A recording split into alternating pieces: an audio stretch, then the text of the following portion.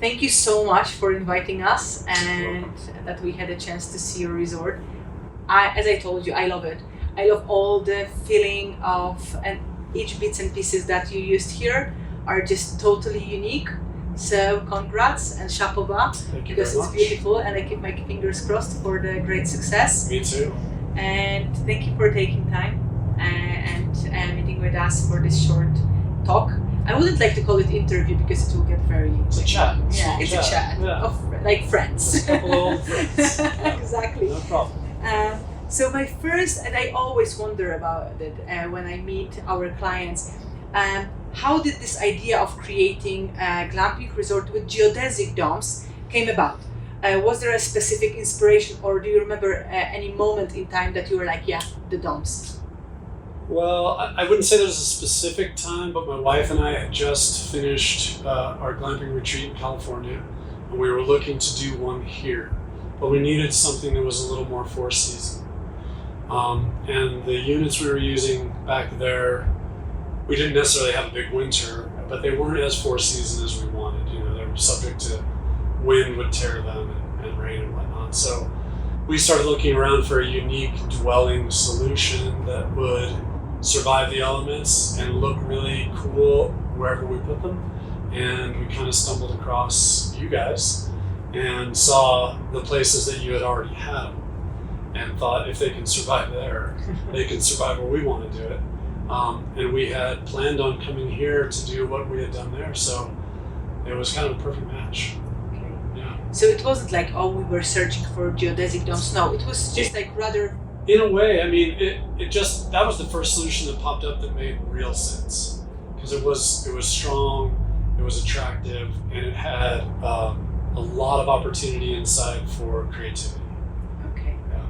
And can you share a bit your experience with the permission process for setting up the geodesic domes in your location? Because I know that many clients struggle with permission processes. They are sometimes very long-lasting. So how was it in your case? Yeah, it wasn't too bad. We were a little nervous going to the town with such a unique idea. Because as you know or may not know, in smaller towns, they're a lot more conservative. So you get a lot less creativity or a lot less creative solutions. So we kind of had our friend do a little drawing of what we thought it would look like. And we took it to the town and we gave them our best spiel. And right away, they were very excited. I think the town looks at it in the sense that since we're at the edge of town where you come in, it's a really good first impression. It shows that the town is forward thinking. It shows that they have a creative mindset to solve for an environmental solution without impacting it like a house or a building might, you know? So when we started talking to them about the logistics of what that would mean, their main questions were, can it handle the snow that we get? Can it handle the wind? We don't get a lot here, but when we do, it's here. And how do you plan on putting it in place with us being so close to the river? So we just had to kind of solve for those things, and luckily you guys were great about it. You're like, we'll address the snow load, we'll address the wind, we'll engineer it to fit your town's specifications, and it was just easy from there. It's been up to us. So the document actually has helped, the static calculation. Absolutely. That was the biggest, that was the biggest thing, is to have that document to give to the town to show that we're not putting up some garden structure out of sticks that's going to blow over. This is safe for people and it's structurally sound. We have the reinforced frame here. Yeah, these are so strong. Yeah, very impressed. Perfect. There are many suppliers in the world, and you decided to select FDomes, to bring them from Poland to the US, deal with taxes, customs, transport, lead time, and everything. What motivated you to go with FDomes, actually? You know, to be honest, we looked at first, and I wasn't very impressed with how they presented their product. It didn't look finished. It didn't look like they cared about the details. So as I looked around and stumbled onto you guys online, I was really impressed with your website and how you present your product.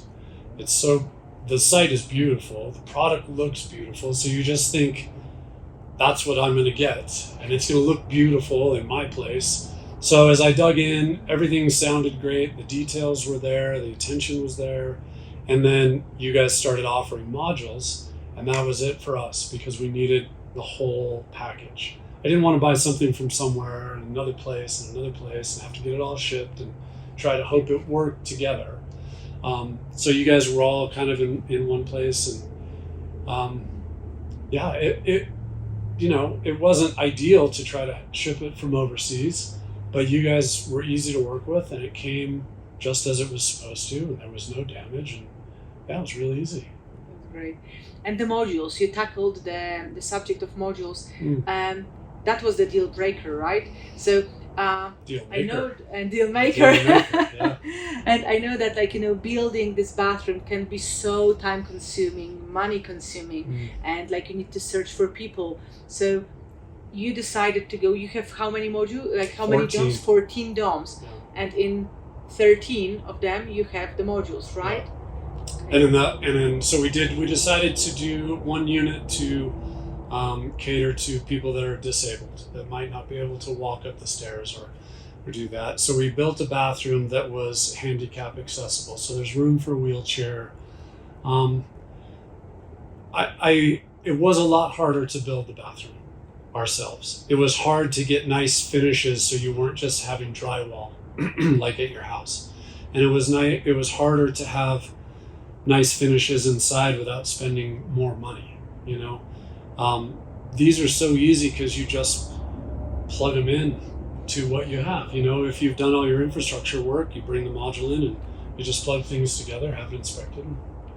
And as you finished answering about this plumbing, I know that all the infrastructure can be troublesome. How did you deal with the infrastructure? What is it there? Is it like the sewage tank, solar? How did you power the site? So we kind of treated these like permanent structures, and they for all intents and purposes are. We ran brand new sewer line that connects to the town sewer. We ran brand new water lines, brand new electrical. Every unit has its own panel to shut down power, so you could service them individually. And then we brought everything in because we're a 4-season location. We brought the freezable items in below grade and up through a concrete maintenance box. So they're protected all the way into the dome. So there's no chance of it freezing and us having to repair that or having it be damaged by the weather. That was the hardest part because it was expensive and it was time consuming to trench and to lay everything and to get it all stubbed up for every unit 14 times. And then once we got it in, but like I said, once you got it in and it's sitting there, the modules are just ready. Yeah. So, whereas if you built the bathroom and stuff, you still have to route it through the walls. Yeah. You still have to get numerous contractors in to do it. So it was hard work before, and now it's just it will pay off when maintaining the domes. We try to do all the hard work up front, so we're not doing the work over and over. Exactly. That's a good. So what advices would you give to someone who is just at the beginning of the road with either glamping dome for themselves or the resort? You as someone who built 14 domes with amazingly planned, I can tell it, amazingly planned infrastructure. Congrats. So what are the advices that you would tell? I think a couple things. Number one is think about the guest experience. Everything we have decided on in here has a direct relationship to how the guest is going to interact with it. Does it feel nice? Does it look nice? Is it easy to clean? Does it get in the way? And then the other thing I would say is think all the way through how it's going to last and how you have to deal with it as the owner. What you don't want is to have to interrupt somebody's stay to come and fix a sink or to deal with a plumbing part that's gone wrong or a light that's not working. So, or any number of things. So we just really tried to make things simple and smart. I think the more time you spend up front and as you go thinking about, is this the best, smartest long-term solution? Is this going to work without me? Is this going to work without the guest? Is it going to work with the guest? If they touch it and use it and aren't gentle with it like I would be, is it going to last? Is it going to work? So everything we've gotten from you guys so far falls in line with that and feels very, very positive, very professional, and very well thought out. That's great. It's great to hear, and like really, I'm so in awe when it comes to this resort. Like, You're too nice. Thank you. And let's tackle a bit the subject of marketing. I know that you are quite active on Instagram. How do you think marketing influences the general feel and success of the resort? I think nowadays it's a large percentage. I think it impacts it quite a bit. Nobody's making a decision based on what they don't see. They're making all their decisions based on what you put in front of them. It's just like when I made a decision to use you guys versus I don't know if I should say that, but other suppliers. Other suppliers. It already looked better. It was presented better. It gave me the right feeling. It made me understand what I'm going to receive when I buy it. So I think if we're putting out a marketed product, if we're saying your dome's going to look nice, you're going to be warm, you're going to have a great experience, and here's a picture to prove it, and here's other people talking about it, I think that does volumes for you versus if I didn't do anything and just said come and see it for yourself. There's no life to that. There's no sale. And you will have amazing pictures from here and all the people reposting. Like if I stayed here, I would be like tagging you as crazy. I honestly thank you.